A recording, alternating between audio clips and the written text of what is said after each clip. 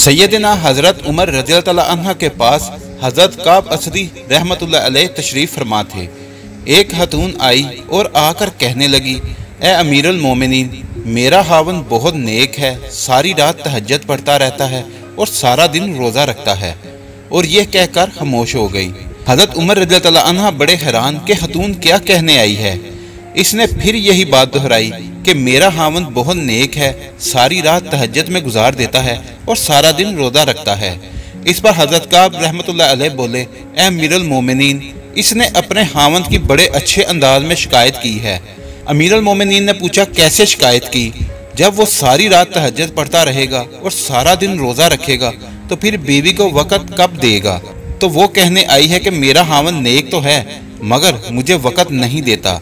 चुनाचा हज़रत उमर रज़ियल्लाहु अन्हु ने उसके खावन को बुलाया तो उसने कहा, हाँ, मैं मुजाहदा करता हूँ, ये करता हूँ, वो करता हूँ।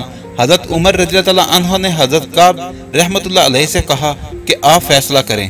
फिर हज़रत काब रहमतुल्लाह अलैह ने उन साहब से कहा कि देखो, शरीयतन तुम्हारे लिए ज़रूरी है कि तुम अपनी बीवी के साथ वक़्त गुजारो, हंसी खुशी उसके साथ रहो और कम अज़ कम हर 3 दिन के बाद अपनी बीवी के साथ हम बिस्तरी करो।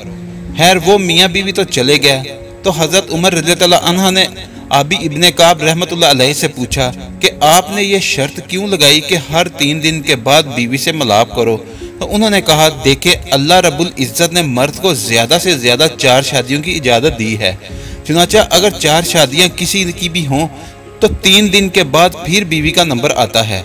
तो मैंने इससे कहा कि तुम ज़्यादा से ज़्यादा 3 दिन इबादत कर सकते हो और 3 दिन के बाद 1 दिन रात तुम्हारी बीवी का हक है, तुम्हें गुजारना पड़ेगा। तो देखो, ये शरीयत इंसान को क्या खूबसूरत बातें बताती है। अगर आपको हमारी वीडियो अच्छी लगी है तो इसको लाइक और शेयर करें और हमारे चैनल को सब्सक्राइब करना ना भूलिए। शुक्रिया।